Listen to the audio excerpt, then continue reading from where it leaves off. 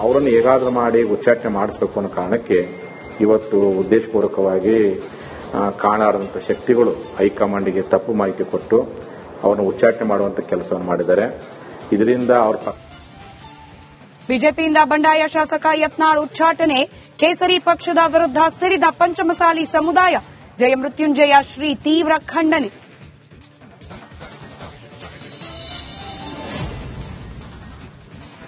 ಮಾಡ್ತೀವಿ.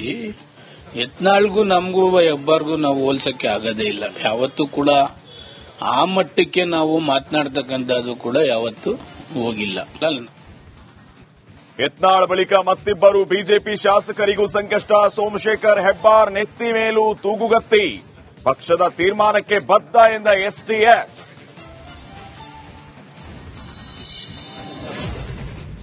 ದೆಹಲಿಯಲ್ಲಿ ಮುಂದುವರೆದ ಸತೀಶ್ ಸಮರ ತಂತ್ರ, ದಳಪತಿ ಬಳಿಕ ಕಾಂಗ್ರೆಸ್ ಅಧಿಪತಿ ಭೇಟಿ, ಖರ್ಗೆ ಜೊತೆ ದಲಿತ ಸಚಿವರ ಸೀಕ್ರೆಟ್ ಸಭೆ.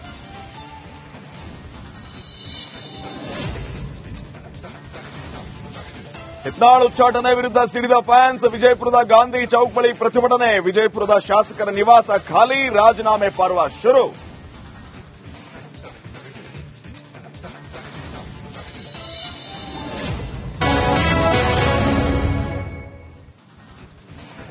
ನಮಸ್ಕಾರ, ನೀವು ನೋಡ್ತಾ ಇದ್ದೀರಾ ರಿಪಬ್ಲಿಕ್ ಕನ್ನಡ. ನಾನು ಸ್ಮಿತಾ ರಂಗನಾಥ್, ನನ್ನ ಜೊತೆಯಲ್ಲಿದ್ದಾರೆ ನನ್ನ ಕಲೀಗ್ ಶ್ರೀಪಾದ್ ಪಾಟೀಲ್. ಬಿಜೆಪಿ ಪಕ್ಷದಿಂದ ಯತ್ನಾಳ್ ಅವರನ್ನ 6 ವರ್ಷಗಳ ಕಾಲ ಉಚ್ಚಾಟನೆ ಮಾಡಲಾಗಿದೆ. ಉಚ್ಚಾಟನೆಗೆ ಕಾರಣವಾಗಿದ್ದು ಏನು ಅನ್ನೋದ್ರ ಎಕ್ಸ್ಕ್ಲೂಸಿವ್ ಡೀಟೇಲ್ಸ್ ರಿಪಬ್ಲಿಕ್ ಕನ್ನಡಕ್ಕೆ ಲಭ್ಯವಾಗಿದೆ.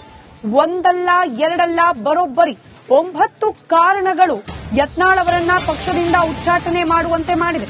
ರಿಪಬ್ಲಿಕ್ ಕನ್ನಡದಲ್ಲಿ ಯತ್ನಾಳ್ ಉಚ್ಚಾಟನೆಯ ಅಸಲಿ ಕಾರಣಗಳ ಡೀಟೇಲ್ಸ್ ಲಭ್ಯವಾಗಿದೆ. ಬಿಜೆಪಿಯಿಂದ ಶಾಸಕ ಬಸನಗೌಡ ಯತ್ನಾಳ್ ಉಚ್ಚಾಟನೆಗೆ ಅಸಲಿ ಕಾರಣವಾಗಿದ್ದಾದ್ರೂ ಏನು? ಕೇವಲ ಯಡಿಯೂರಪ್ಪ ಹಾಗೆ ಅವರ ಪುತ್ರ ವಿಜಯೇಂದ್ರ ಅವರ ವಿರುದ್ಧವಾಗಿ ಮಾತನಾಡಿದ್ದು ಮಾತ್ರನ? ಮಾತನಾಡೋ ಬರದಲ್ಲಿ ಯತ್ನಾಳ್ ಅವರು ಯಾವೆಲ್ಲ ವಿಚಾರಗಳನ್ನ ಬಹಿರಂಗಪಡಿಸಿದ್ರು, ಯಾವೆಲ್ಲ ವಿಚಾರಕ್ಕೆ ಬಿಜೆಪಿ ಪಾಳ್ಯಕ್ಕೇನೆ ಇರುಸು ಮುರುಸಾಯ್ತು, ಯಾವೆಲ್ಲ ಕಾರಣವನ್ನ ಮುಂದಿಟ್ಟು ಹೈಕಮಾಂಡ್ನ ಮುಂದಿಟ್ಟು ಯತ್ನಾಳ್ ಅವರನ್ನ ಉಚ್ಚಾಟನೆ ಮಾಡಿಸುವಲ್ಲಿ ಯತ್ನಾಳ್ ವಿರೋಧಿಗಳು ಯಶಸ್ವಿಯಾದ್ರು, ಇದೆಲ್ಲದರ ಡೀಟೇಲ್ಸ್ ರಿಪಬ್ಲಿಕ್ ಕನ್ನಡಕ್ಕೆ ಲಭ್ಯವಾಗಿದೆ. ಬರೋಬ್ಬರಿ 9 ಕಾರಣಗಳು, ಒಂದಲ್ಲ ಎರಡಲ್ಲ, 9 ಕಾರಣಗಳು ರಿಪಬ್ಲಿಕ್ ಕನ್ನಡದ ಬಳಿ ಇದೆ.